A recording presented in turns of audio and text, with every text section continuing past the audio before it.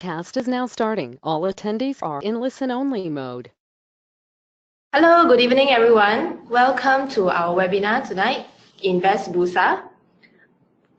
Before we start, we would like to do a disclaimer that everything we do in this webinar is just for educational purposes. So in no way that we recommend you any stocks to buy and sell. If you make money, it's a good thing for you, but if you lose money, it's all at your own risk, okay?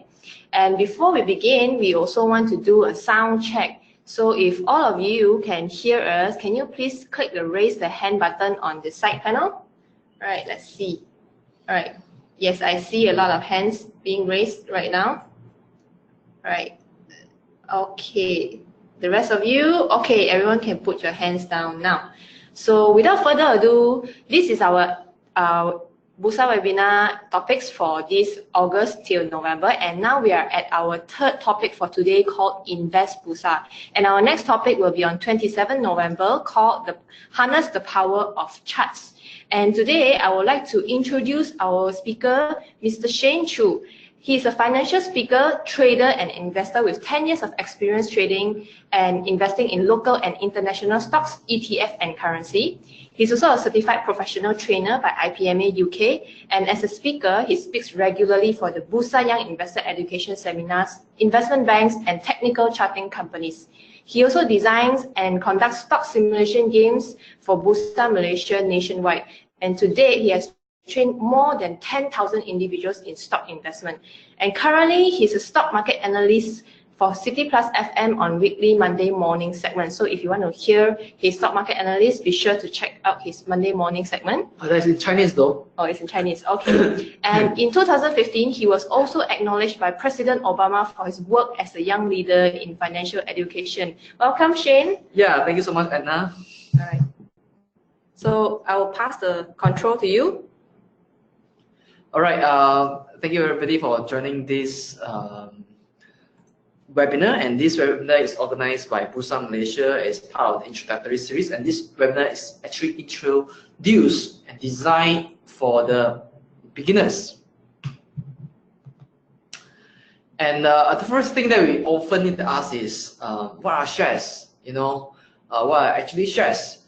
So when it comes to the share investment, many people who often got the idea of it wrong, because oftentimes many people treat share investment like a casino. They don't treat share market like a stock market, like a place for you to buy or sell shares. They treat it as a place for them to flip money fast and trade like a casino. So they often engage in speculative investing, which is something that we want to discourage the beginners from getting into. So what exactly is shares? So this is very important for you to get the definition right.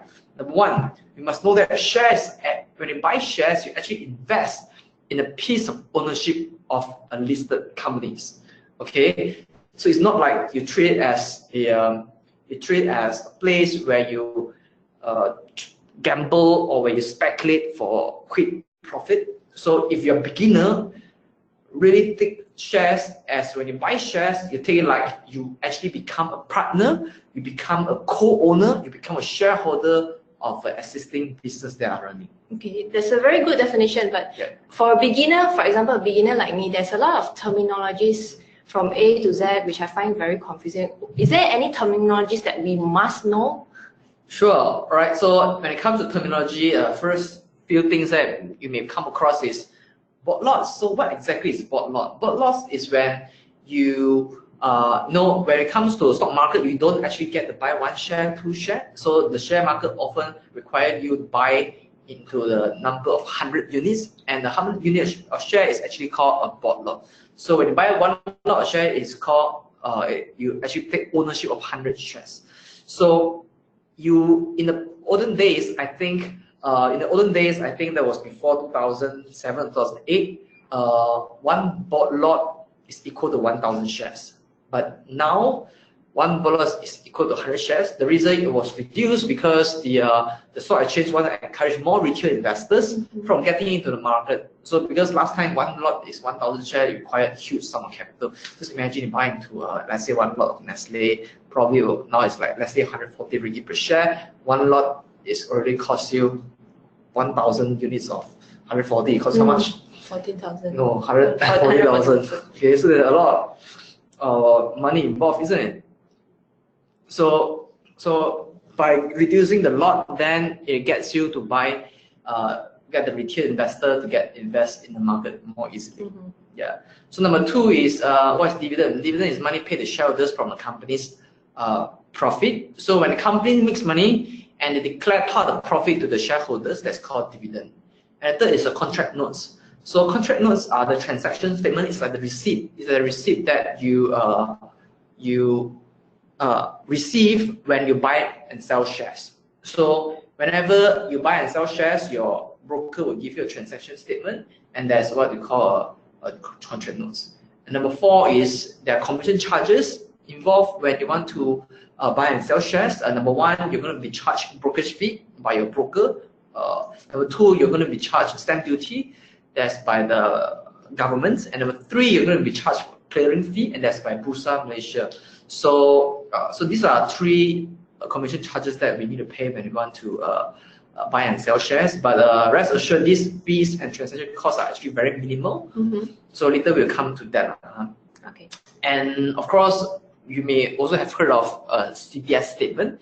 And CDS statement actually mean the ownership is the account that keep track of the movement of stocks. So in the olden days, we had when you buy shares, the company will actually give you a scrip.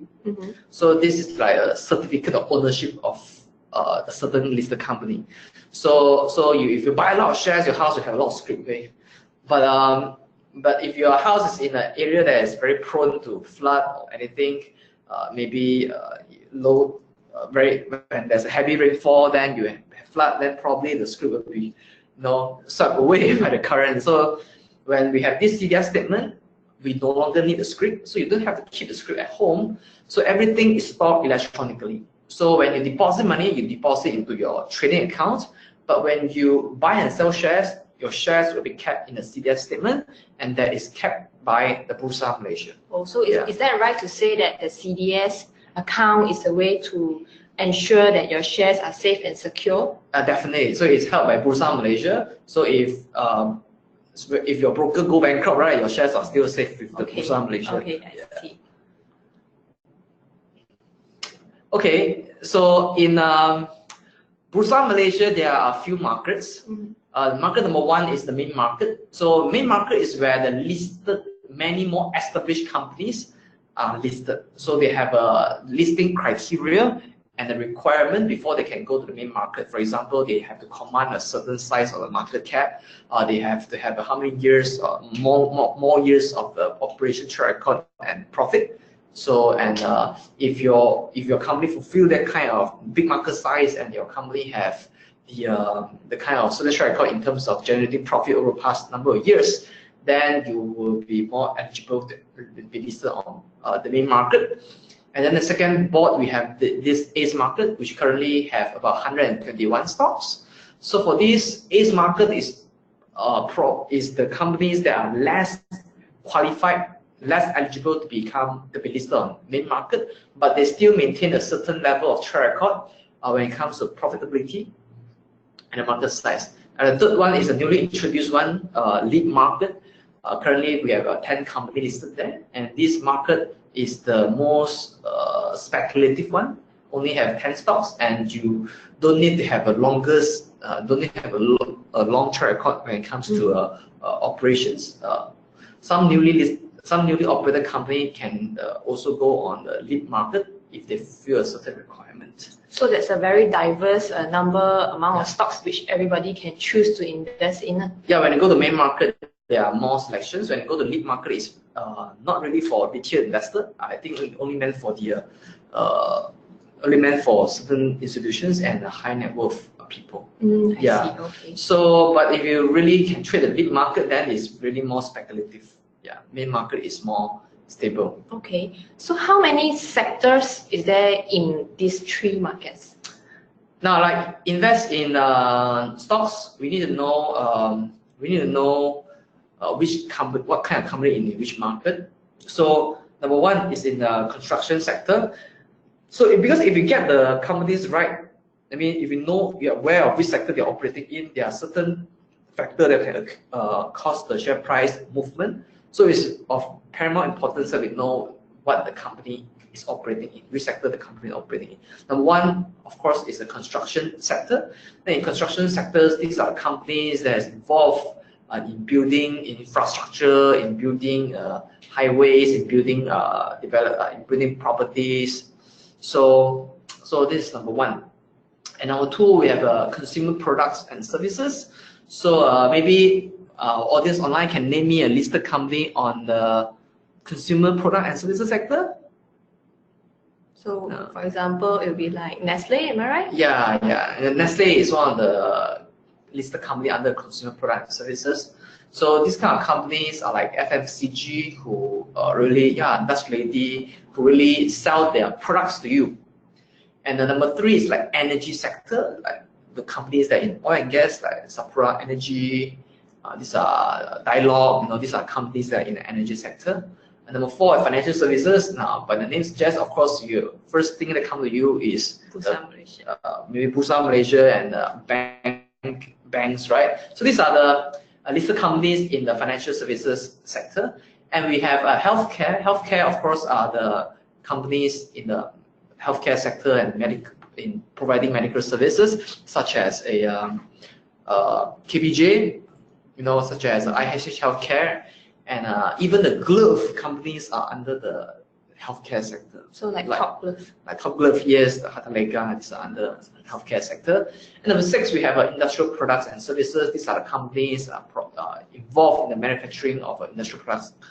For example, steel companies like Anju, Mars Steel, like aluminum company like Press Metal. So these are the sixth sector. And number seven is the plantation. Plantation like Samdabi Plantation, KLK. So when for this sector, they require a huge amount of land to grow their crops. So these are in the plantation sector. Number eight is the property sector. The property sector, of course, by the name suggests, is in property development. So these are SP Setia, Ecoworld. Number nine is technology. Technology are companies that are in the technology sector. I think a lot of technology sector in Malaysia are in the EMS category. There are a lot like in Penang, like Inari, Number 10 is telecommunications and media. So these are companies that are involved in like Digi.com, Maxis, in media like Astro. So providing telecommunication service and media service. 11 is transportation and logistics. So we have seen companies such as GDEX or Post Malaysia, which are listed under this sector. And then we have utilities such as the Naga, which provide electricity to you, the Naga National Berhad. And we also have companies under this REIT sector, which is under Real Estate Investment Trust. So the real REITs actually stand for Real Estate Investment Trust. So this is like a trust that pull money from investors and get money from the bankers to invest to acquire real estate and rent it out to tenants. So it could be a industrial REIT, it could be a retail REIT, it could be an office REIT, or it could be a hybrid REIT. So these are the companies that acquire properties and rent it to tenants. So these are the 13 sectors that we have available on Bursa Malaysia. And in the past, the sector wasn't like that, but recently Bursa do sector reclassification. So these are the sectors that are more aligned to the world standards. So we have the introduction of utilities, energy, healthcare sector, and so on. And we named a few sectors beforehand. So there's more sectors compared to previously now. Correct. Are these sectors ranked according to their importance? What do you mean? As in, is construction the first sector? No, I put construction first because it starts with C. So it's alphabetical order. Okay, I see. Yeah. All right. So before we proceed, let us launch a poll to see if you are listening. All right. I'm launching the poll right now. All right. So our question is, which of the following is not a sector on Bursa Malaysia? We have consumer products and services, entertainment, property, and utilities. So I'll give you 15 seconds to choose your answer. Okay. All right. Wow, a lot of people is getting the right answers. All right. 5, 4, 3, 2, 1. All right, we will show you the results. All right. So 94% of you answered entertainment. Yes, that is correct. Yeah, in fact, entertainment should be, I would say, under the services sector. Yeah, consumer services sector. Okay, so we move on. The other topic that I want to cover for the introductory webinar is that oftentimes people ask, what is FBMKLCI? What is an index? So today I'm going to share with you what is an index. And FBMKLCI is a capitalization weighted stock market index composed of the 30 largest companies on the Bursa Malaysia by market capitalization. Now, over time, people will ask, how is the market doing? So if you don't have an index, it's very hard for us to really tell like how well the market is doing, because an index gives you an idea how a certain segment of the market is doing. And for this FBMKLCI, and it actually means that the top 30 largest companies, the index that track the top 30 largest company on Bursa Malaysia by market cap. So if the top 30 largest company on Bursa Malaysia actually perform well that day, then chances are the index will go up. So when the index will go up, we can reference and say, oh, today the stock market is doing well. So it gives into an overview of what the top 30 companies on Bursa Malaysia is doing. And if you look at the constituents, we see that some of these you probably are familiar with. Some of the stocks under this FBMKLCI is actually FBMKLCI stands for FTSE Bursa Malaysia Kuala Lumpur Composite Index. So this we have AMMB is MBank, we have Astro, we have Axiata, CMB, Digi.com, Genting Malaysia, Hub Sing, Hong Leong Financial, IH Healthcare, IOI, KLCC REITs, KLK, Maybank, Maxis, MRSC, Nestle, Petronas Chemical, and Petronas Gas, PV Group, Press Metal, Aluminium, Private Bank, RHB Bank, Sandabi Plantation, Telecom Malaysia, the Tenaga National, and YTL Corp. So these are as of closing of 30th of March 2018. So as you have heard the list, or you have seen the list that I'm showing you now, I'm guessing that at least half of these companies you are familiar with, and you're probably using at least maybe 10 out of 30 of these companies' product. For example, you could be using Maxis, you could be using Digi, or you could be eating some products from maybe produced by KLK before, you're just not aware, and you're probably using CMB, and also you probably use quite a number of your probably clients of quite a number of these companies. So every day, our life, we wake up in the morning and we notice that actually we are actually using a lot of these listed company products, and without us realizing, our life revolves around listed companies, product and services. So you see that there's a different weightage attached to different company. For example, if you follow this chart, we see that the public bank has about 13.29%. About 13.29% of the FBMKLCI is composed of public bank, while the second highest rank will be Tenaga Nasional Berhad, which has about 11.88%, and then the third is Maybank, about 11.18%. In other words, if public bank on that day move up by 1%, the KLCI index will move up by 0.13%. Okay, because it stands about 13% of the index weight. So if Maybank that day down 1%, FBMKLCI will go down 0.11% because Maybank has about 11% weightage. So in other words, the higher the weightage, the more influential is the listed company to the FBMKLCI index. So oftentimes these kind of companies, publicly listed companies which are under the FBMKLCI, is subject to intervention by the big funds like EPF, GWSP, if they have certain objectives to achieve, they want to support the market, and they want to support the index, usually these funds will go and buy all these highest weightage kind of company so that the index don't fall. So these 30 largest companies have a lot of institutional funds who are supporting it. So yeah, so if oftentimes you see there's invisible level, support level for this kind of companies. So these are very, very important companies. So if majority of these companies on that day, the share price plunge, right, the index will fall. If majority of these companies, right, the share price go up, right, then the index will actually go up.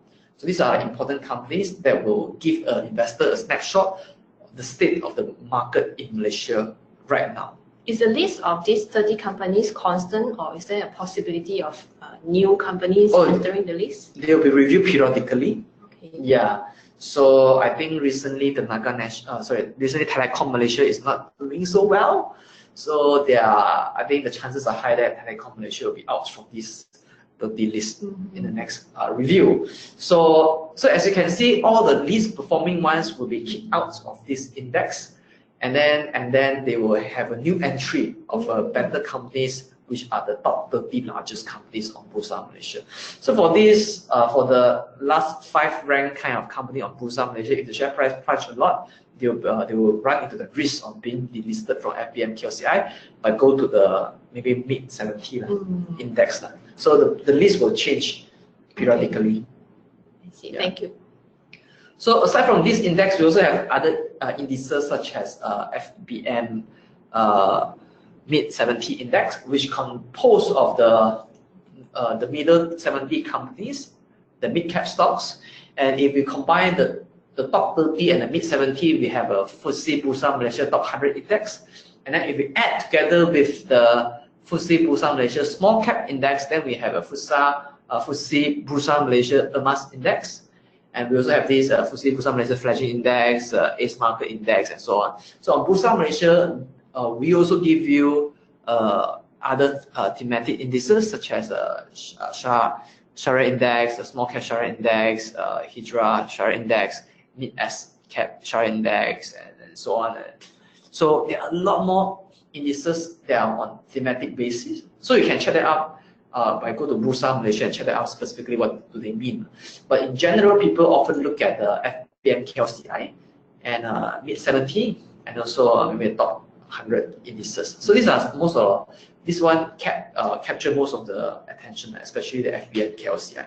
Yeah, if you watch news, maybe 8 o'clock news, oftentimes they will tell you what is the indices movement right now. So everybody, this is where the news is telling you, or is where the indices is telling you what is the state of the economy, is the stock market right now. What's the state of the stock market right now? So we also have the sector indices. Besides all the thematic indices, we also have sector indices such as utilities. Is tracked by this sector indices called utilities, construction, and construction index, consumer product, there's consumer product index, financial service index, industrial products and services index, healthcare index, plantation index, property index, REIT index, technology index, telecommunication and media index, energy index, transportation and logistics index. So we have 13 different sector indices, and these are the code name. For more information, you can refer to the Bursa Malaysia, and on every single day, the indices will go up and down. So that will really give you.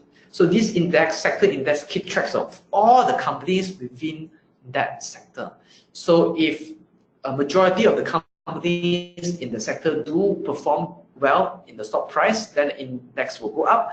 If majority of the companies inside the sector perform poorly in the stock price, that means the stock price plunge, then the index will go down as well.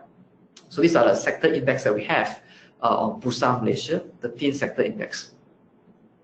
Oh, okay, I see. So how are these sectors tied to the classification of stocks? So now by investing in share market, it's important that we know that different stocks have different classification. Today I'm going to share with you 6 classifications on stocks.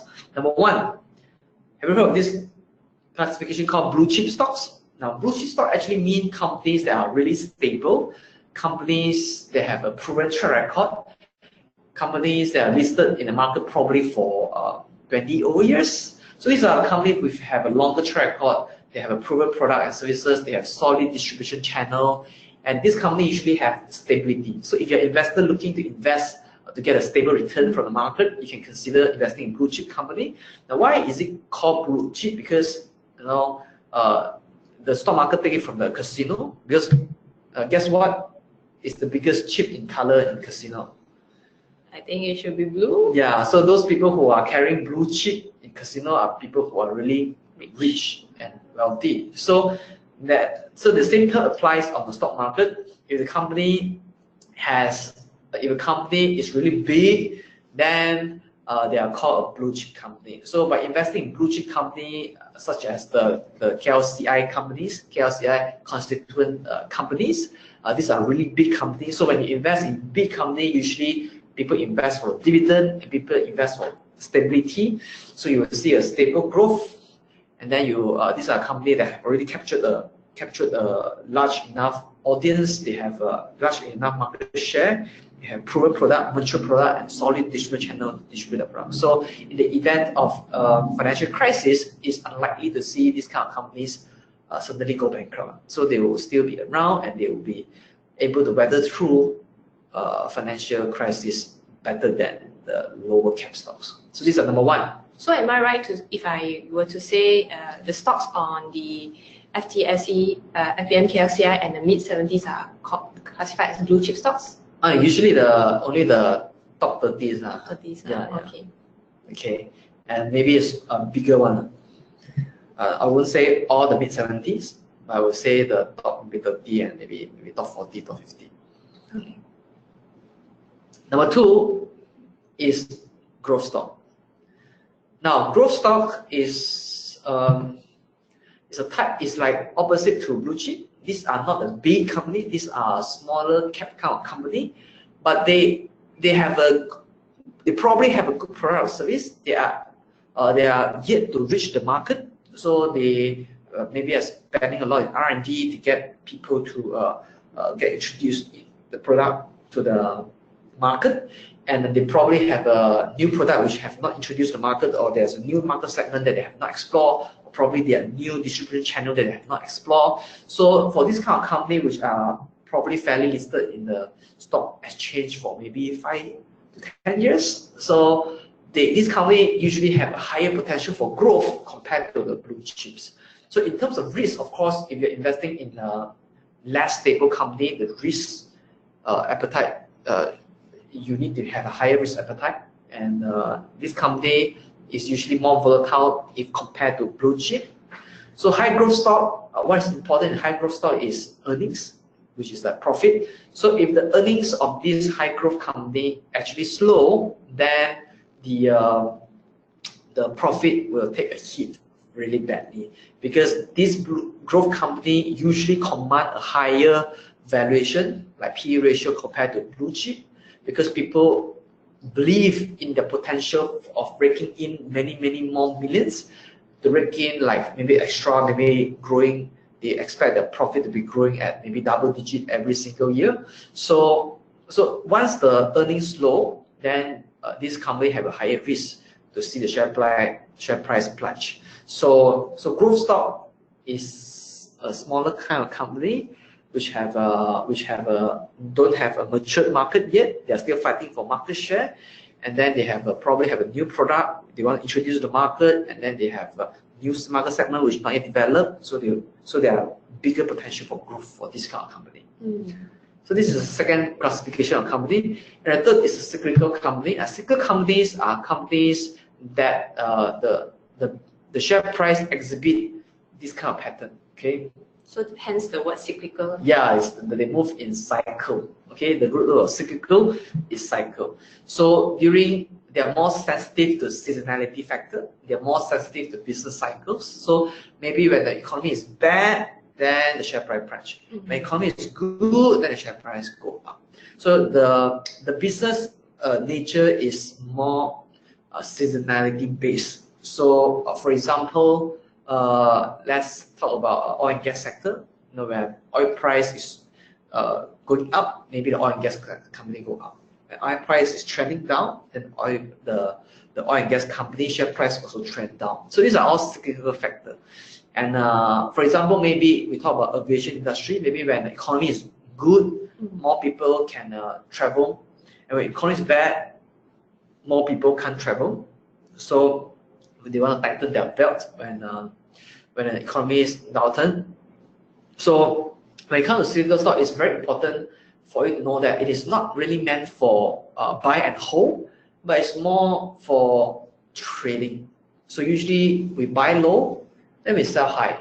Okay, we buy low and then we sell high. So cyclical stock is very good for trading. Okay, any stocks that the share price tend to exhibit a cyclical manner is called cyclical stock. And the fourth category of stock are income stock. Now, income stock are stocks that that give you really high dividend yield. So they give you maybe 4 times dividend a year or maybe 2 times dividend a year. So these are the dividend yield that probably break 4 to 5% range. So if you are an investor who look for passive income, yeah, this is the company, the type of stock that you can invest in. So because every quarter, just imagine every quarter you get maybe 1.5% dividend yield. Every quarter you get 1.5% dividend yield, which can give you enough income to sustain your if your capital invested is big enough, then you will have sizable passive income from that stream.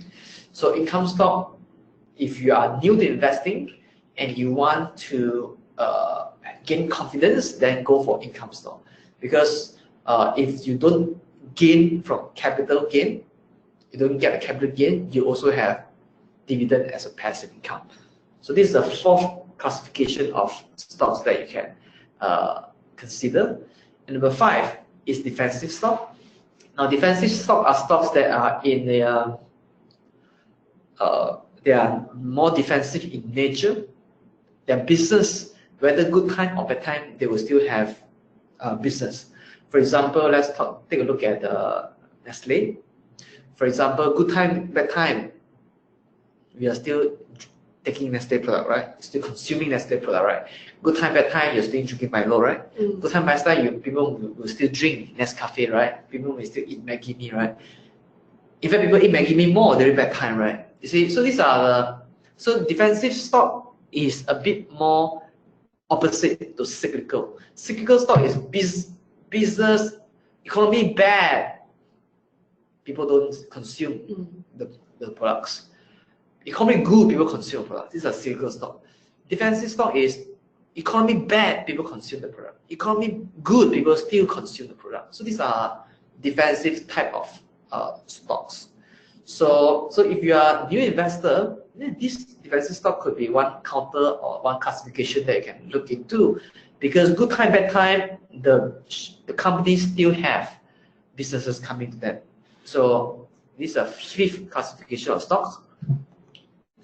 And number 6 is speculative stock. Now, speculative stocks are stocks that one classification that I discourage you strongly to go into, and it's only for people who want to gamble away, okay, want to gamble in the stock market.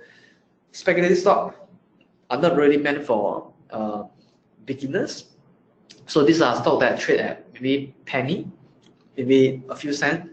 So these are highly volatile, probably are loss-making companies which do not have a proven products, do not have a good product or service they want to provide, and then they could be financially distressed. So these are companies that are very dangerous, and the share price is subject to manipulation, easier subject to manipulation.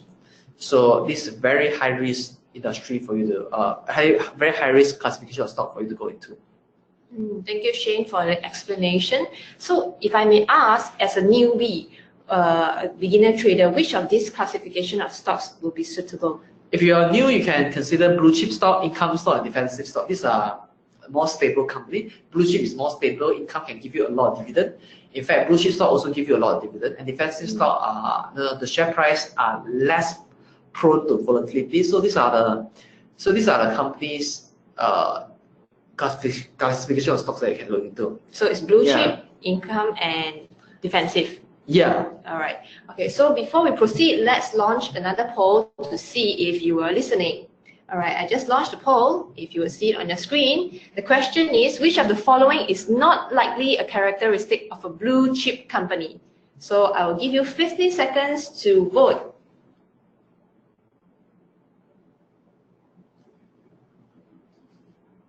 Okay, all right, and I will close. Well, your the 15 seconds is poll. pretty fast, huh? Yeah, because we have a lot of polls, and our attendees are very engaging tonight. All right. Okay, I see around only 70% of you voted. Okay, I think no votes anymore. All right. So let's close the poll and show you the results. So 85% of you answered super high growth. Yes, that is the correct answer. This is a little bit tricky, this poll, but you managed to get it right. Back to the slide.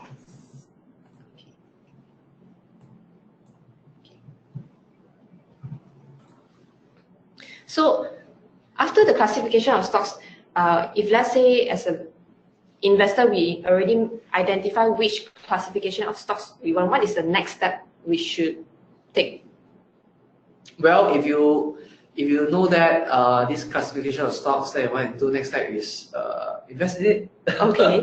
So yeah, no, but you need to know what kind of really what is your investing objective, and then you go into the stock that help you fulfill your investment objective. If you are aiming for capital gain, I think you can go for growth stock. If you are going for trading, you can go for cyclical stock, more thematic in nature, follow a certain type of theme. All right. So if you are looking for stability, go for blue chip stock. If you want to build a retirement fund, you can go for blue chip stock. If you want to invest for education fund for your children, you can go for blue chip stocks or income stocks.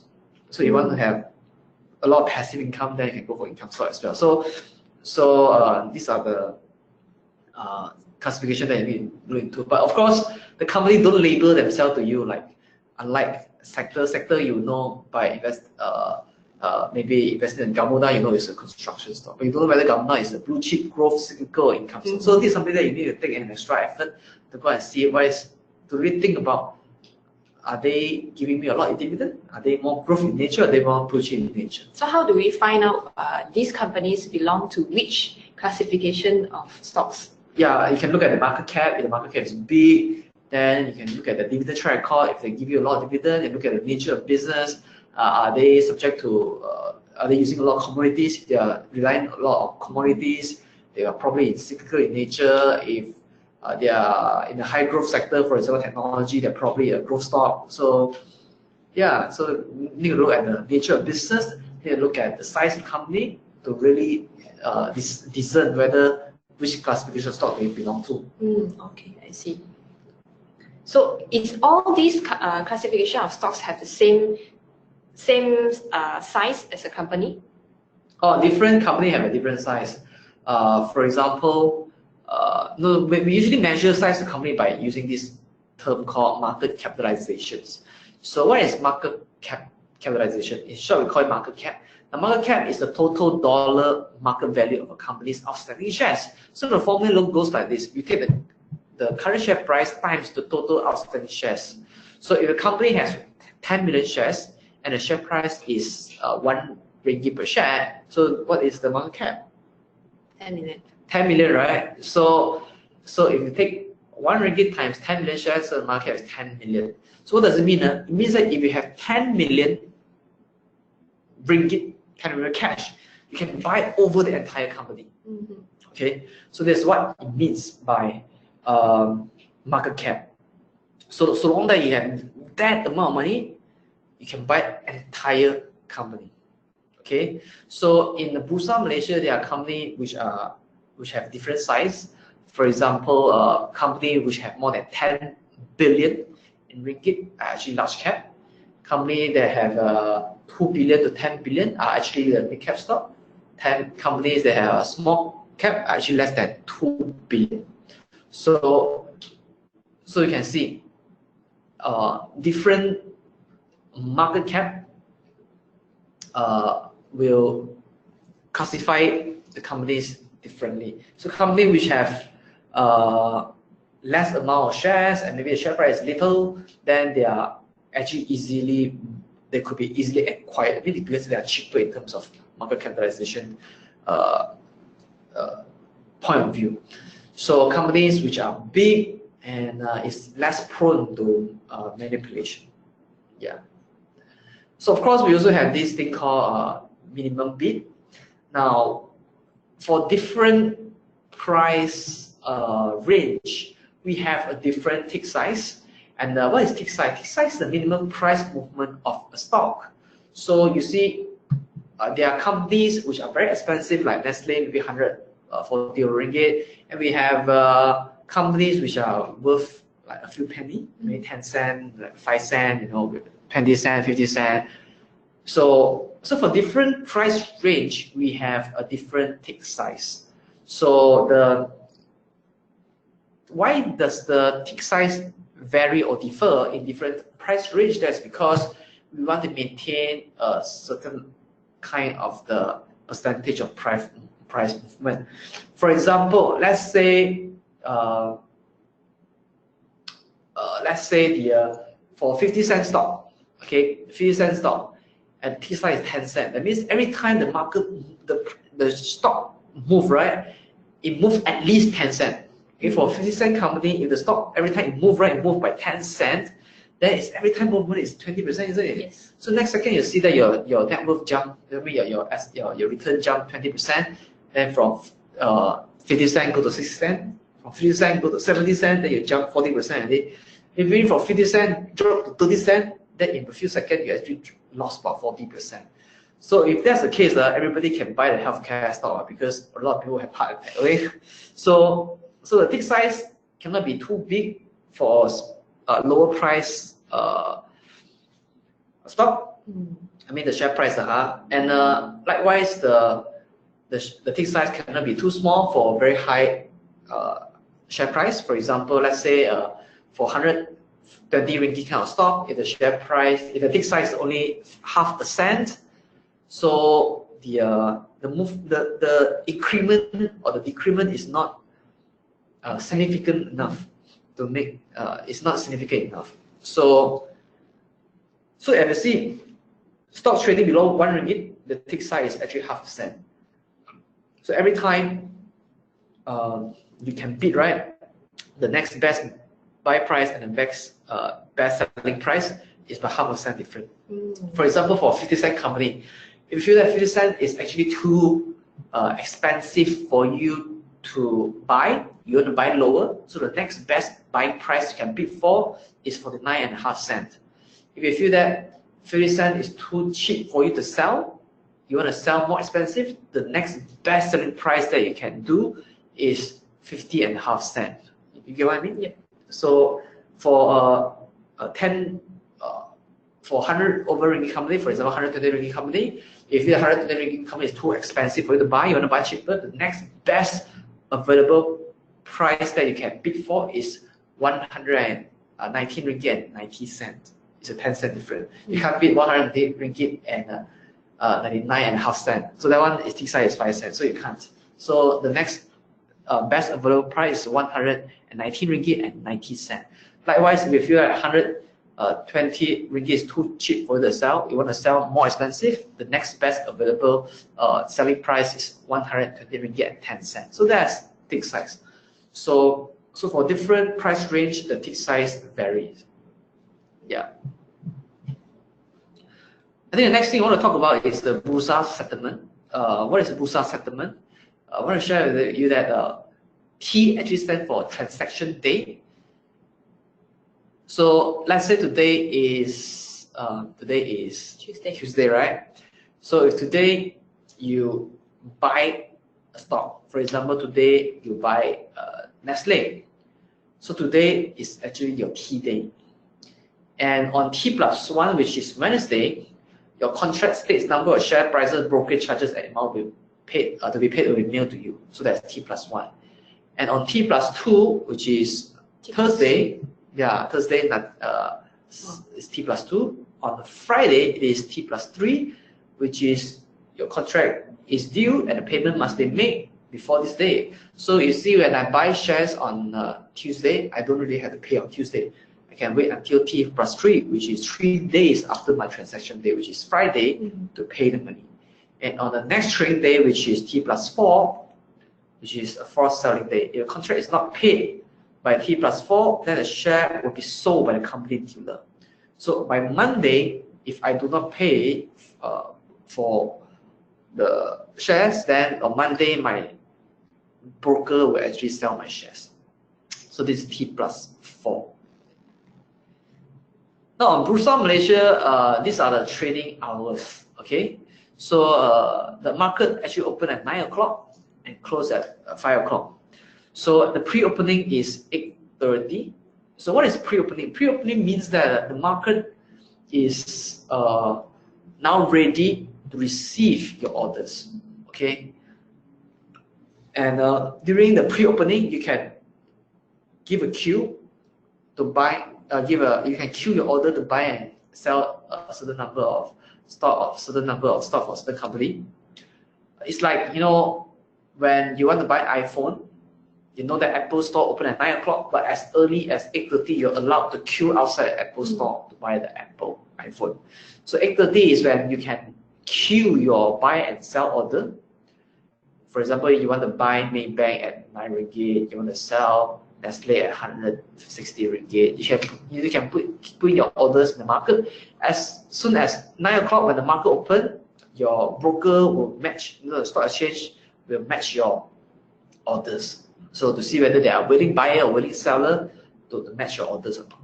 So, and 12:30 is the end of the first session, and then 2 o'clock we have a pre-opening for the next sessions, and then 2:30 is when the starting of the second phase, and then 5 o'clock is the end of the trading day.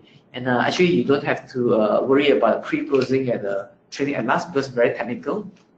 So you just know that market open 9 o'clock, close at 5 o'clock. In between, there are 2 hours lunch from 12:30 to 2:30. Yeah, so one trading day, there are 6 trading hours. So how do we calculate the profit and loss? Now, let's say on the 1st June 2017, you bought 10 lots of Maybank share at 9 ringgit. On 19th June of 2017, you sold 10 lots of Maybank share at 9.35. So how much money you make? You actually make 350 ringgit gross profit. No, that's very straightforward, right? Yeah. 10 lots mean 1,000 shares, because 1 lot means 100 shares. But of course, like how you buy any other asset, there are transaction costs that involve. So what are transaction costs? Number one, we have the stamp duty. Now, stamp duty, as I mentioned earlier, is paid to the government. Stamp duty is 0.1%, minimum is 1 ringgit, maximum is 200 ringgit. That means it is capped at 200 ringgit at most, but the minimum you need to pay is 1 ringgit. So it's round up to the nearest ringgit. So let's say your stamp duty is like 10 ringgit and 60 cents, you actually pay 11 ringgit. Clearing fee is 0.03%, and the maximum cap is at 1,000. Anything above 1,000, you will need to pay 1,000 ringgit. So this is charged by Bursa Malaysia for doing the clearance for you. Number 3 is brokerage fee. It's charged by the stock broking house. So brokerage fee differs across different brokerage firms. The industry standard is 0.42% is the house rate, minimum of 12 ringgit. So the higher the brokerage fee you pay, I think the more service, the better the service the advisor will give you. So for me, brokerage fee is not really that important, because if I pay high enough, the advisor will be able to give me more service. So transaction cost calculation. So if you buy 1,000 Maybank shares at 9 ringgit, the total cost you need to pay is 9,000. So what are the transaction costs incurred? So you need to pay 0.1% for stamp duty, which is about 9 ringgit. You need to pay 0.03% for clearing fee, which is about 2 ringgit 70 cents, and you need to pay brokerage fee 0.42%, which is equivalent to 37 ringgit 80 cents. So altogether, the transaction cost is 49 ringgit and 50 cents. So the buy settlement is total value of share plus transaction cost. So you have 9,000 ringgit worth of shares plus 49 ringgit and 50 cents, and then in total, when you buy 9,000 ringgit worth of shares, you effectively pay 9,049 ringgit at 50 cents. So likewise, transaction cost is not only incurred when you buy, it is also incurred when you sell. All right. So when you sell 1,000 Maybank shares at 10 ringgit 30 cents, so the total you need to incur, you get back is 10,300 ringgit, but you need to pay the transaction cost as well. So the stamp duty is 0.1% of 10,300 ringgit is actually 10 ringgit 30 cents, but it's round up to the nearest ringgit. Remember what I said earlier? So effectively, you're paying 11 ringgit. So clearing fee is 10,300 times 0.03%, which is 3 ringgit 9 cents. Brokerage fee is 10,300 ringgit times 0.42%, which is 43 ringgit 26 cents. So altogether, the total transaction cost is 57 ringgit 35 cents. So effectively, what is the self settlement, which is the money you take back, which is the value of shares, which is 10,300 ringgit, minus 57 ringgit 35 cents, which is your transaction cost. So effectively, you're taking back 10,200 for the total ringgit and 65 cents. So this is just an example. But you also can calculate the net profit. Just now we're talking about gross profit, but now it's net profit. Net profit is the difference between how much money you take back versus how much money you invested in. So total is 1,193 ringgit 15 cents. So return on investment is actually 13%, 13.18%. Now, isn't that cool to make 13% in maybe half year time? Yeah. Or maybe a year time. Okay, so this is the ROI they can get when you invest in the stock market. So what moves the price? Right. So for what moves the price, there are many different factors. Number one, of course, the factors that move the price. Number one is supply. Number two is demand. So when it is subject to the share price, stock market is like an auction market. When there are more buyers in the market on that day, the share price usually go up. So when there are more sellers on that day, the share price move down. And what causes the change in the demand and the supply is there are many different factors. Number one is the company result. If the company give a good results, announce a good result, quarterly result, then people would want to invest in the stock more, in the company more.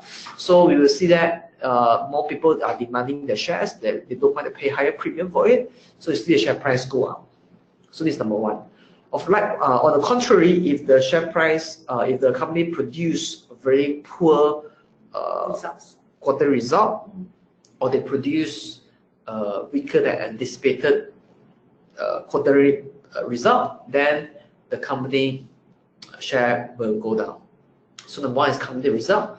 And number two is the economic factors. When economy is good, then usually people have more disposable income to invest, then there will be more demand for the stock. If economy is bad and people want to liquidate their asset, then probably there will be more supply. There will be less demand for stocks. If economy is good, then probably the company will have more projects, then the anticipation or forecast for the future few quarters will be better, then the share price will move up as well. So economic factor. Number three is political factors. In the last election, which we saw the change of the government, we have a peaceful transition of a government. Even though we have a peaceful transition of the government, but shares of a few government-affiliated company or government-linked company also plunge because there's a fear of change in the management. There's a fear of government policy, which may not favor certain companies, or maybe we will see that there's a less business-friendly kind of policies coming out from government. So political factors do play a role in determining the share price, and also because that changed the supply and demand. Number four is a foreign market factor. When there are more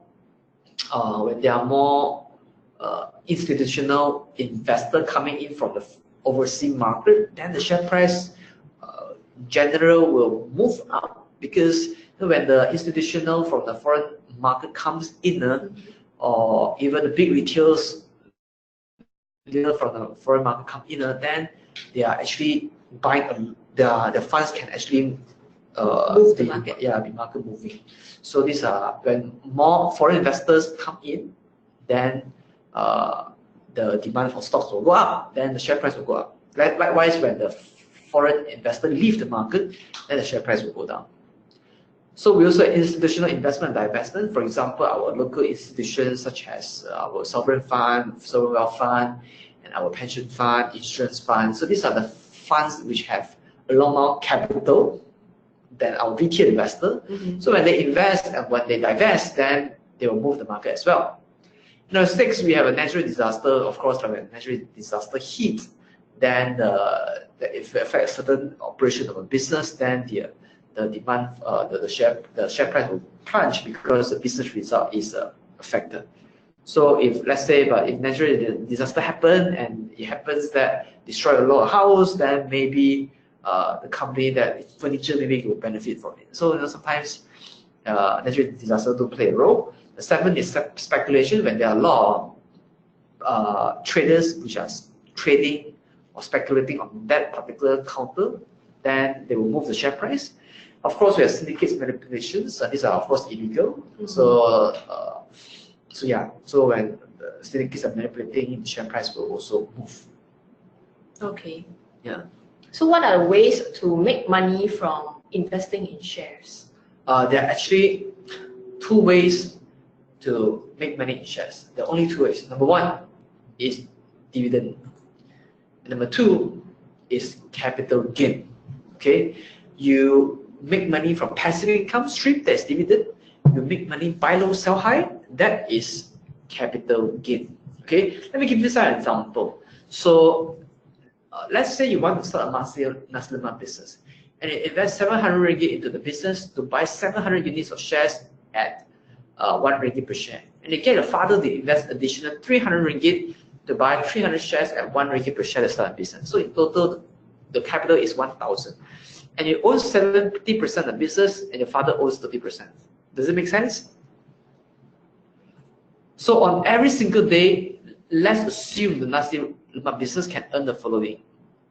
Every single day, nasi lemak earn 1,000 revenue, and in between, you need to pay for the cost of goods, which are the rice, the ingredient, the leaf. You need to make a sambal, the telur, the egg, and the ikan bilis.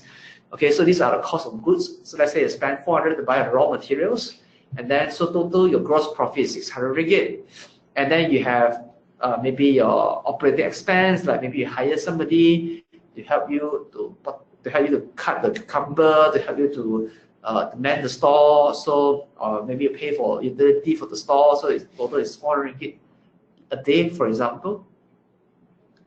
And then your net profit a day maybe is 200 ringgit. So if you make a profit of 200 ringgit, who is entitled to that net profit? It is the shareholders. So when the company makes money, the shareholders are entitled for the profits. So in this example, okay, if the share price is 1 ringgit, number of shares outstanding is 1,000.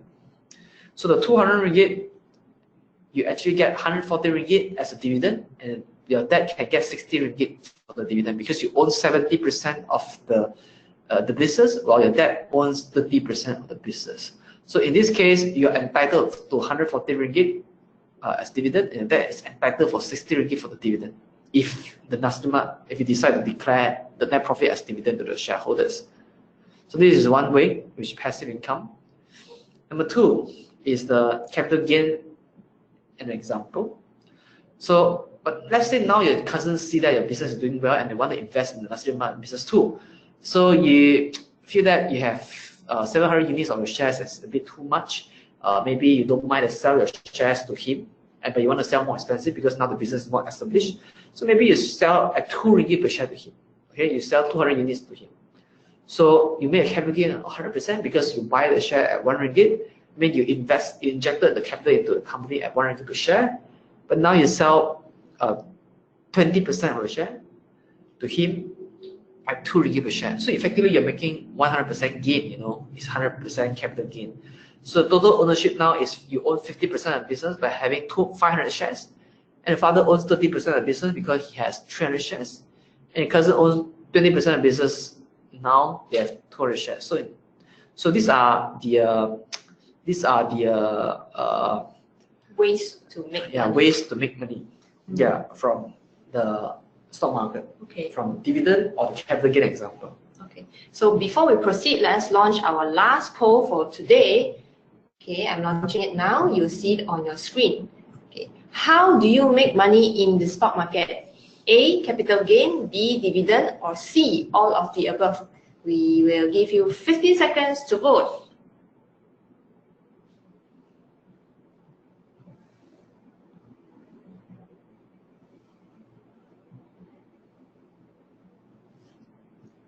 All right, 84% of you have already voted. So, okay. All right, I will close the poll now. All right.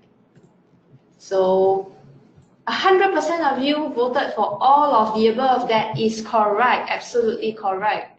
All right, now back to the slide. Okay, back to the slide. So, after learning about the capital market, the stocks, the classification. So at the end of the day, I'm sure everyone have a question. How do we know which company to invest in?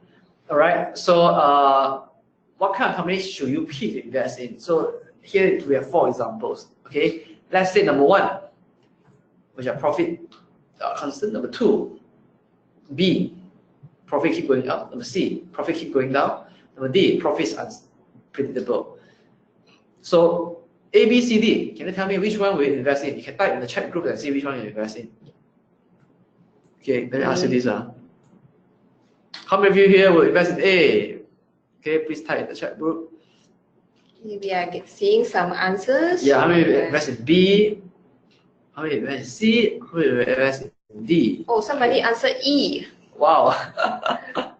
Okay, well, I've seen that many of you want to invest in A and B. B's, and I would say that, of course, as an investor, we usually like to invest in company whose profit keeps increasing, which is B. So for those of you who pick B, I think congratulations, you got it. That is where the investors should put their money, because you won't invest in C, right? Because the profit is declining. And if you invest in A, when the profit is constant and stable, chances are the share price will still remain stable. If you invest in D, then it's a bit more unpredictable, so they are more volatile. And if you are a trader's type, maybe you like T. But if you want to have more constant growth, then we should go for D, because you should go for B, because B, if the profit grow, right, then the share price is likely to follow suit. So other than the profit, is there any other criteria we should look at? Sure. So here's how you can pick great companies. Number 1, you must pick companies which show consistent profit growth, like what you see just now. When asked quiz, all of you, A, B, C, D, you all pick B. Majority of you pick B. And when the company has consistent profit growth, only the share price can follow suit. Now, not only the company need to be profitable, they need to be growing their profit on every quarter basis. So that is my criteria. So common sense, you want to have a company who is making more and more money every single quarter and every single year. You certainly don't want to invest in companies that are losing money. So that's number 1. Number 2, you must invest in company with little debt. So that's my criteria. Invest in little debt, because likewise you don't want to incur a lot of debt yourself, right? So invest in company with little debt. Number 3 is invest in company with strong cash flow. So when a company has strong cash flow, it's easier for them to get things done, easy for them to to operate, have a healthy cash flow coming in, so that they can maintain their business and have a decent working capital. Number 4 is have increasingly more and more dividends. So when the company gives you more dividend, then you will have passive income. Right? Don't you like passive income? Yeah, definitely. Yeah, sure. So the same criteria to pick great company is like how you probably pick a spouse. You want a spouse which have making more and more money every single month, which like profit growth every single year. Have increment. You want your spouse to don't have a lot of debt. You don't want your spouse come back home and say, "Hey, darling, I just got another 1 million credit card debt. 1 million personal loan." Okay, it's very scary, right? And then you want your spouse to have strong cash, when cash flow is tight, right? A lot of things cannot get it done. Of course, you want the spouse to give you more and more allowance, right? Every month give you more and more allowance, right? So, of course, I think as this is a funny example, analogy. But likewise, when we want to invest in company, we want to pick company which are growing their profit, have little debt, and have strong cash flow. Some of the common sense way of investing in the stock market. So how do we, is there any way we can find all the details, these criteria from any of the portals? Oh, well, you can go to bursaMalaysia.com, bursamarketplace.com. You go to bursamarketplace.com, they will show you what is the debt, what is the profit growth, and there are key profitability ratio and key companies in the state, business and states, valuations. They are there, key ratio, the earning per share growth, how many dividend yields they're giving. So all this information is readily available on bursamarketplace.com. All right. Thank you, Shane, for your sharing. So we have come to the end of our sharing session today, a bit over time, but no worries. We will now proceed to the Q&A session. We have a lot of questions today, Shane. And the first one is, our attendee is asking, earlier you mentioned that the lead market have only 10 stocks. Does it mean that lead market is more risky? Yeah, lead market is more risky. I've talked about that, and it is not designed for retail investor. All right. The next question is asking, is Bursa Malaysia only allowing individuals to buy stock? How about shorting? All right, that is a good question. Now, in the past, when you want to short, you need to be registered, you need to be licensed. It's only meant for a certain number of short seller. It's called RSS, regulated short selling. But beginning this year, Bursa Malaysia already introduced IDSS, intraday short selling system. So that means you can short the market on an intraday basis. So now retail investor or retail trader can actually short sell the market. Yeah. Okay, thank you for your answer. Our next question is regarding FBMKLCI. So our attendee is asking, how often is the 30 companies in FBMKLCI updated or changed? If I'm not mistaken, I think it's every quarter. Every quarter. If I'm not mistaken, it's every quarter. Okay. Yeah, I could be wrong on this, but yeah, but it's that kind of length. All right. Okay, sure. Our next question is, the ACE market companies all small cap as well? What is their average market cap? Well, ACE market would be very small cap. Yeah, I would average. I don't know, because there are 100 over stocks. Yeah. 100 over stocks. If you ask me what is the average market cap size for main market, I also don't know. There are 800 stocks. So I did not calculate. Yeah. Okay, no worries. So it's very small cap. Thank you, Shane. Yeah. Our next question, how long do we normally need to look into the market if we are investing for a long term? And what is the best broker in Malaysia that you would recommend to us? Now, if you want to invest in the market, I guess the time frame you're looking at is for long term. It's easily 3 years. Yeah. So if you invest long enough, you will notice that if you invest in great companies and you hold it long enough, you notice that your company should be more profitable. I mean, the result will be better than people who do shorter term kind of tenure, because I noticed that many more investors are more profitable than traders. So I would say that if you want to invest for long term, easily 3 years. And some long term investors really buy and they never really sell, and they probably buy the public bank for 40 years. Okay, so but if you like fast money, then you can do trading, and you can do intraday trading, you can do swing trading. Okay, you can do contraday trading. So these are if you want to have fast money. If you have no time to monitor the market, you can invest then you can look into a few years kind of time frame. So long that the company is still profitable, they are still growing their earnings, then you can still hold on to the earnings. So there's some of the rule of thumb. And then the second question is on what? What is the best broker in Malaysia? Oh, best broker the recommend. There are actually the different broker has different characteristics. To say that best broker, I think on the Bursa Malaysia platform will be a bit more biased. So in my opinion, you need, when you sign up for a brokerage account, you need to know that how much is the brokerage fee, how reputable is the company, and then how good is the service, how good is the platform, so what facility they offer to you, the share collateral, the margin trading facility. So these are criteria you need to look into when you want to select stockbroker. I can't recommend any stockbroker for you today. Yes. Right. Thank you, Shane. Our next question is: the FBMKLCI index affecting the share price of a certain sector? Okay. I think our attendee meant, like, if the FBMKLCI move up, will it affect a certain sector in the market only? No, FBMKLCI actually composed of 30 companies which are in a different sector. So, for example, let's say Public Bank, the top ranked company is in the banking sector.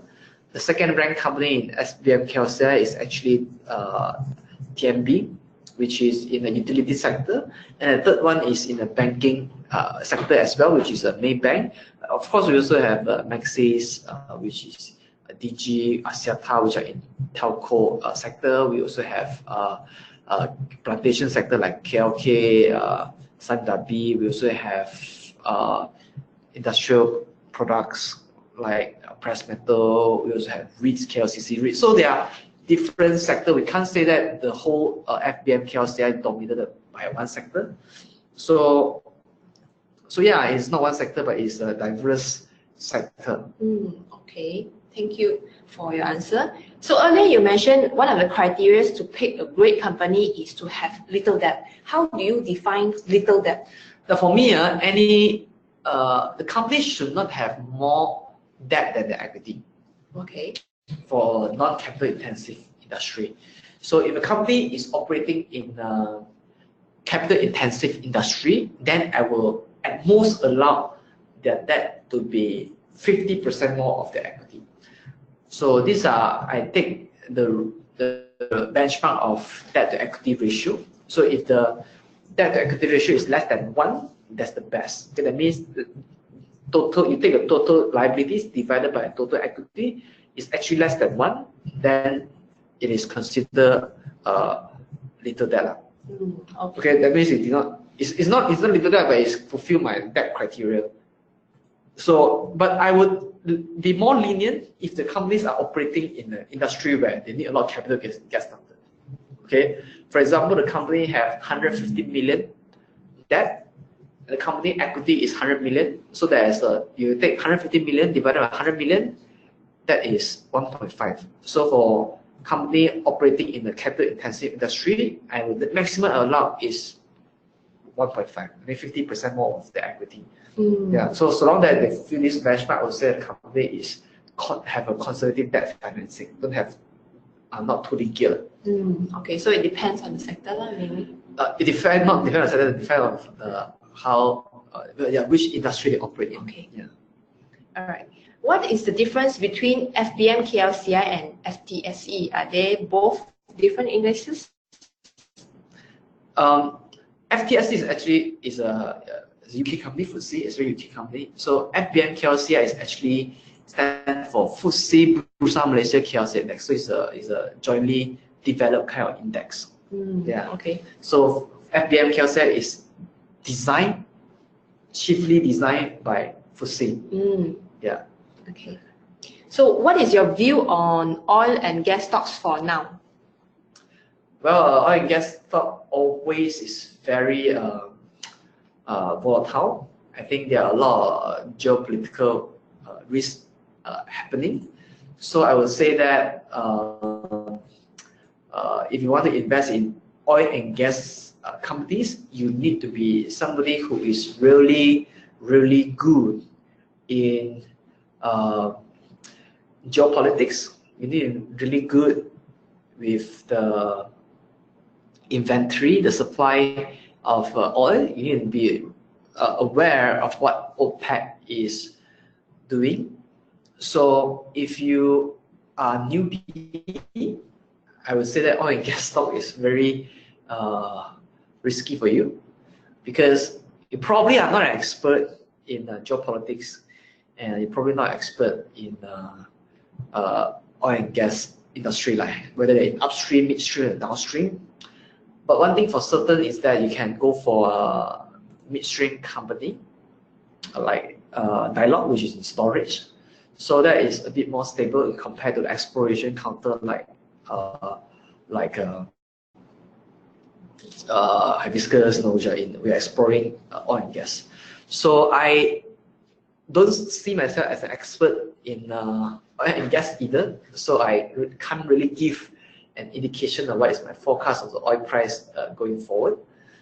But I would say that it will be pretty volatile in this period. Okay. So proceed with caution. Our next question is, how do we evaluate if the company management is good or not? Now, one of my key criteria in investing in stocks, in investing in company, is that the management must be well run. But there's no really key metrics, because this is all qualitative. It's not quantitative. For example, talk about debt to equity ratio. It's very quantitative in nature. That's why we can give a certain ratio, like less than 1, less than 2, less than 1.5, to tell you whether it's fit of benchmark or not. But for management, because it's very qualitative in nature, so there's no number that we can reference. So in this example, I would, if you want to see whether there's a good management or not, the company needs to have management with a proven track record in running the business, and the company management will declare profit to you in the form of dividend when they don't need the cash.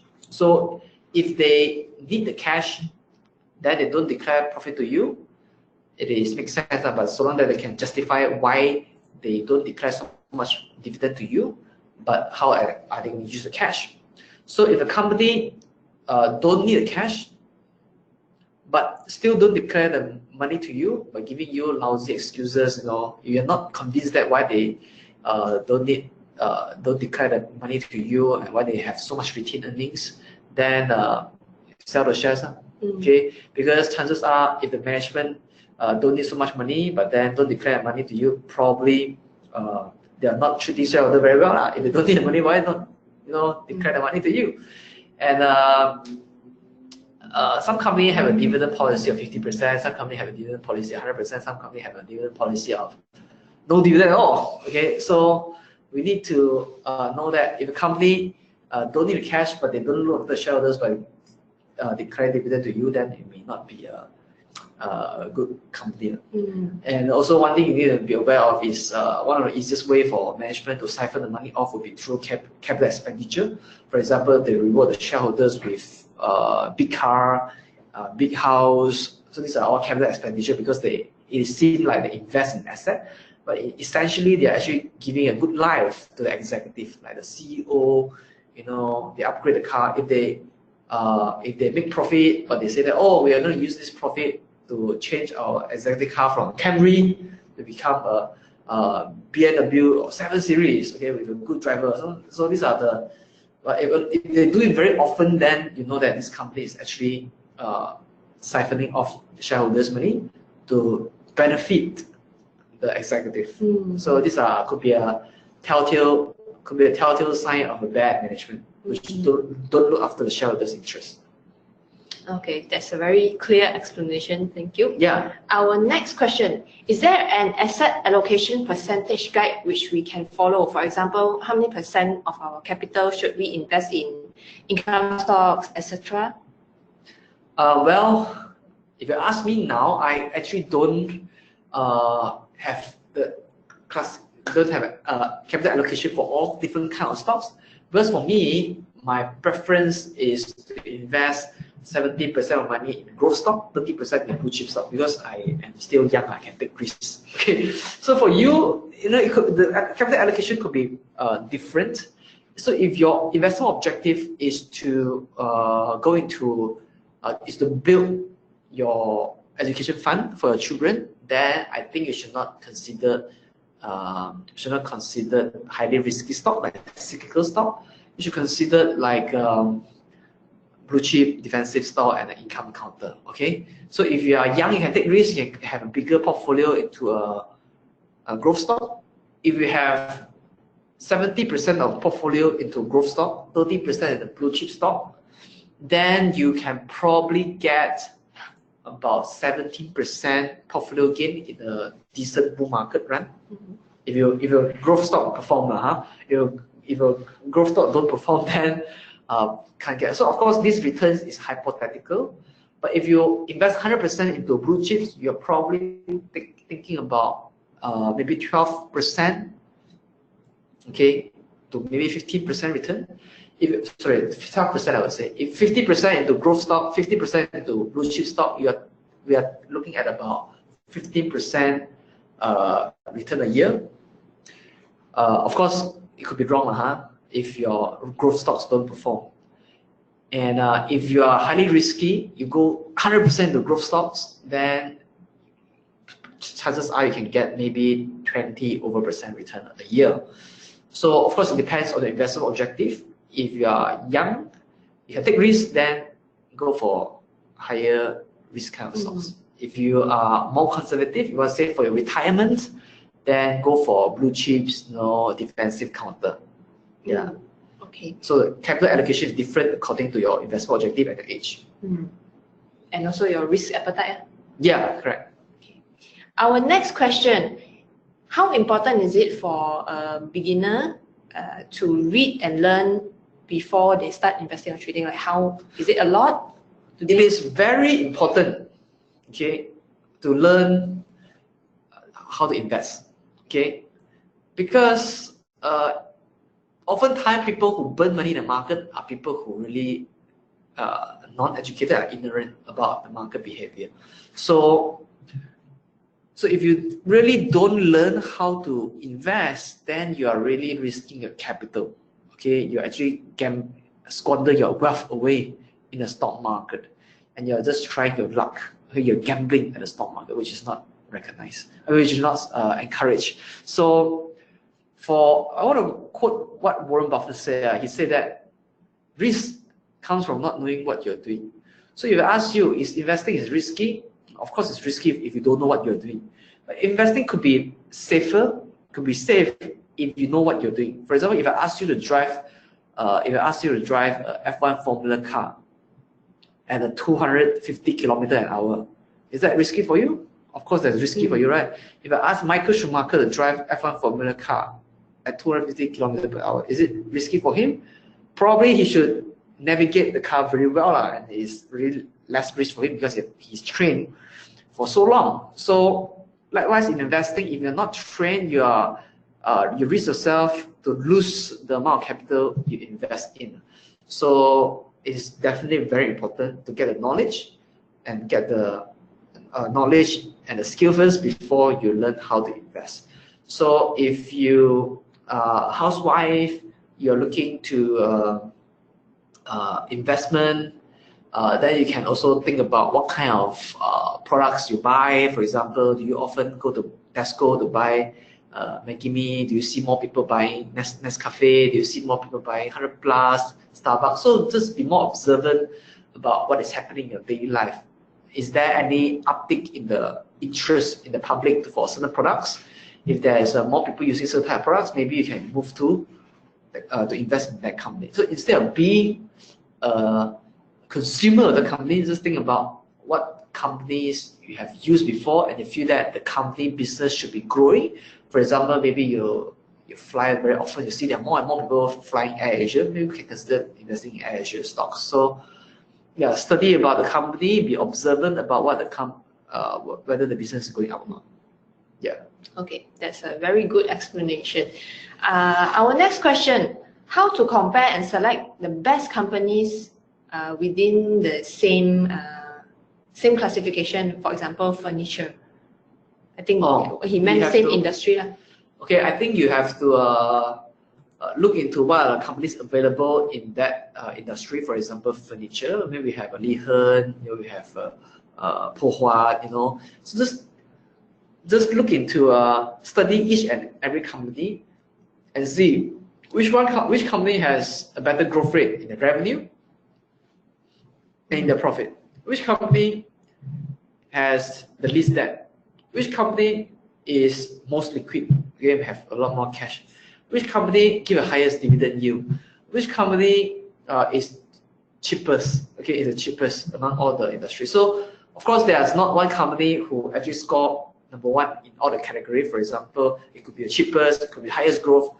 Usually, you can't find a company which can't find a company which is the cheapest and have the highest growth and is the most liquid. Usually you have this company ranked #1 in cheapest, but #3 in the highest in the growth rate.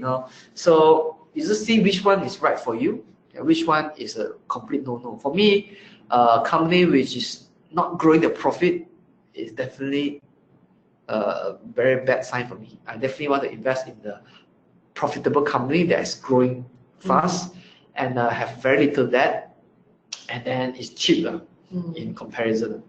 Because profitable company may not mean good investment at all, because it's because this company, right, could be overvalued as well. So we also want to buy it when they are low, when they are cheap. So these are a few segments that you can consider, a few criteria you can consider when you compare across companies in the same industry. Maybe are these a bigger cap stock or is a smaller cap stock? So yeah, so these are some criteria you can look into: the debt level, the solvency, the liquidity, the valuation, and the growth rate of the company. Okay. Yeah. So to take note, to keep that in mind. Our next question, what is the major difference between income stock and blue chip stock? Income stock and blue chip stock is has the income characteristic as well, because blue chip stock gives dividend, but not all not all income stock are blue chip. Okay, for example, REITs is an income stock. All REITs are income in nature, but they are not blue chip. Real estate investment trusts that are required to declare 90% of their profit to the shareholders in the form of dividend. So when you invest in REITs, right, you definitely have a very huge dividend yield. We're looking at least 4% dividend yield for the market. So from the company. So when you invest in REITs, you have decent dividend from the company. So there are also smaller cap stock which have income in nature. They are giving maybe 6% dividend yield, 8% dividend. There are income stocks. There are companies that are giving about 5 to 10% dividend yield, but they are not big cap. So when we talk about blue chip, they are big cap stock. So usually blue chips are income stock, but not all income stock are blue chip. Yeah. So that's the major difference. Yeah, okay. Our next question.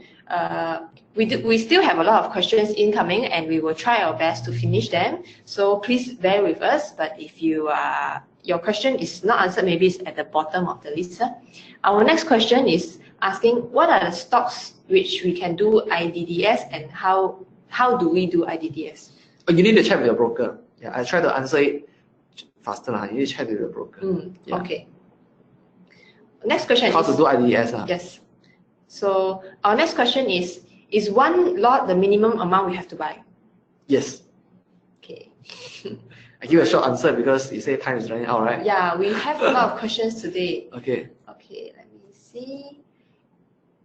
If we want to make an investment portfolio, is it better for us to invest in one sector or separate different stocks into different sectors? Yeah, it's good to have a diversification so that so that you're not subject to a certain type of systemic risk. Okay, you can diversify away. For example, if you have more diversification in different sector, one sector down, you still have the other sector that's supporting it. Yeah. Okay.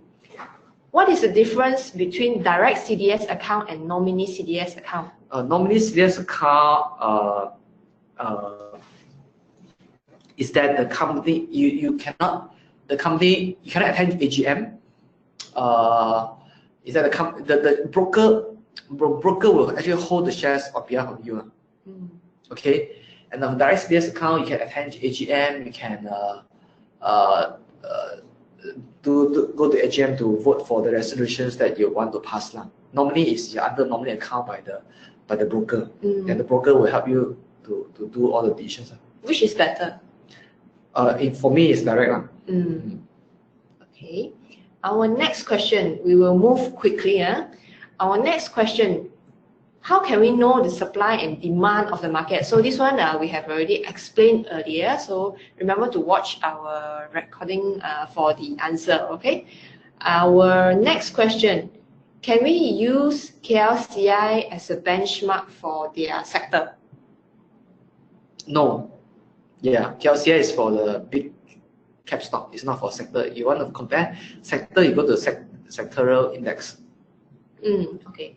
This next question, quite interesting. Our attendee is asking, is the new budget going to affect the stock market? What are the steps that can be taken to take advantage of this budget? You need to carefully dissect the budget that's going to be announced on Friday, and so you see, you will need to assess the impact. So if you want to avoid taking a hit from the market or avoid the risk, you should refrain from investing in construction-related sector, development-related sector, or refrain from going to government-linked companies. I think they are more prone to the influence of the government policies. Of course,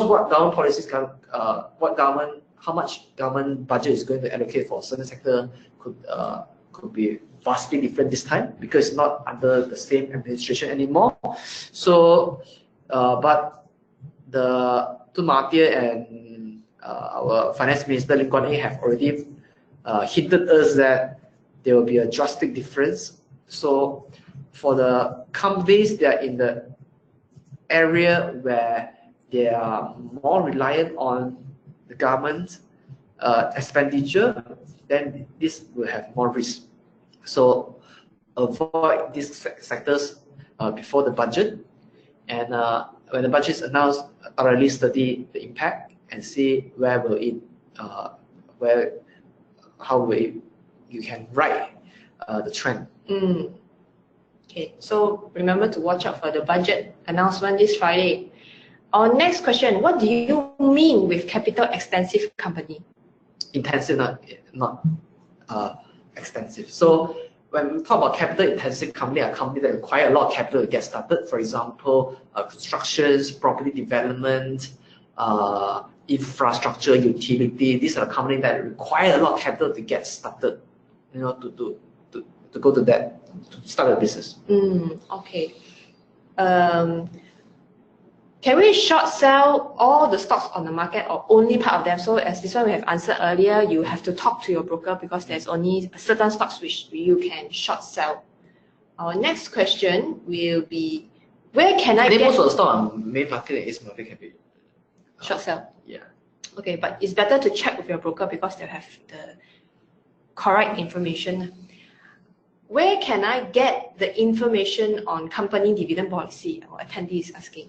You can check the company management and dividend track record for the past. You see, maybe in 2017 they pay how much dividend. Maybe they pay about 50% dividend payout. In 2017, maybe 2016, maybe they do 40%. So in 2015, maybe they do 70%. So you would roughly know an average if you compare multiple years.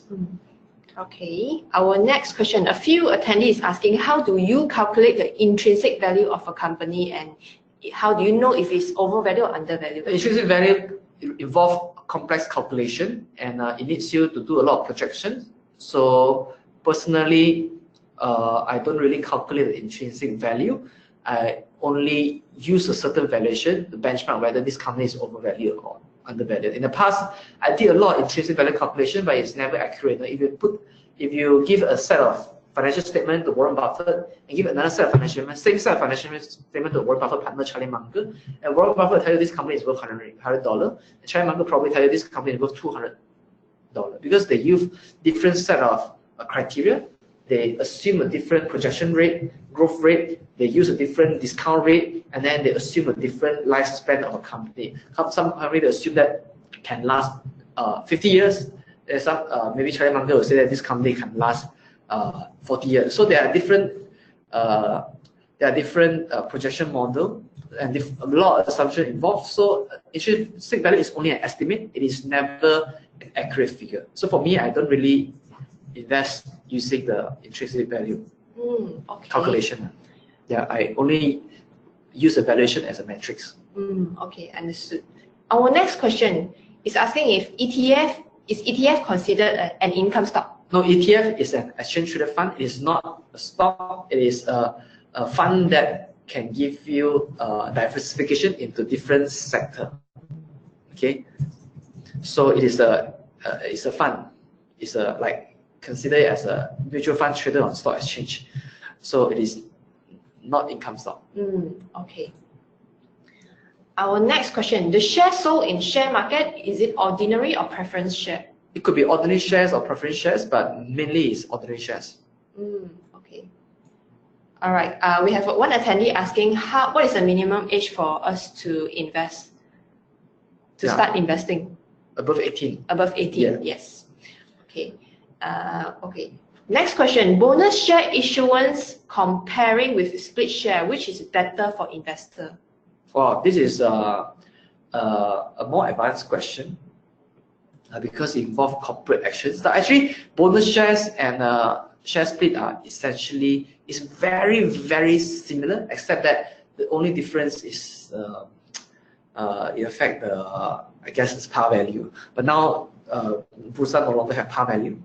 So bonus shares is when the company issue new shares to you in the form of shares, but not give you the dividend. So when a company makes money, but they don't want to declare dividend to you, how do they reward you?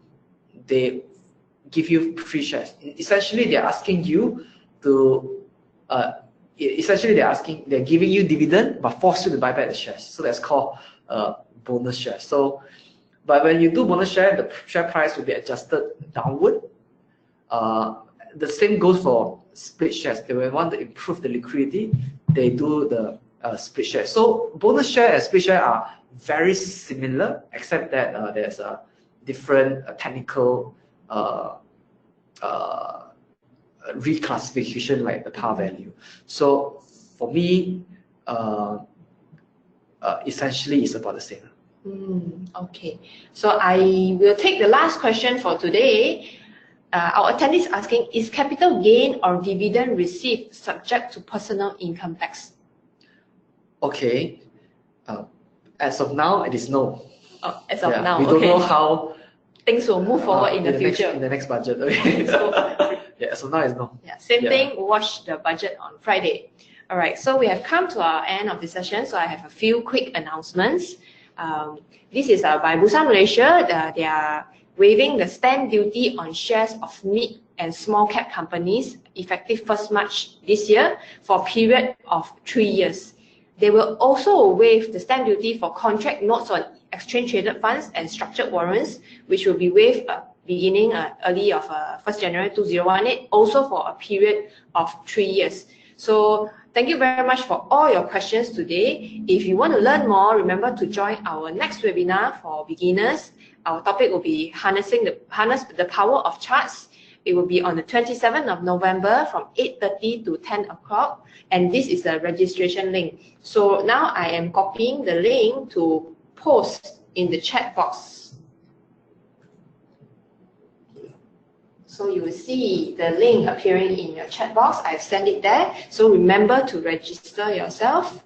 And thank you, Shane, for all your sharing Yeah, tonight. thank you very much, Anna. I think our attendees asked a lot of questions, and I hope everyone learned a lot of things tonight. And I hope to see you at the next session. So thank you, everyone, and good night. Yeah, thank you everybody for tuning in to this webinar, and thank you so much for inviting me. Yeah, sure. Thank you for your sharing. Bye-bye. Bye-bye.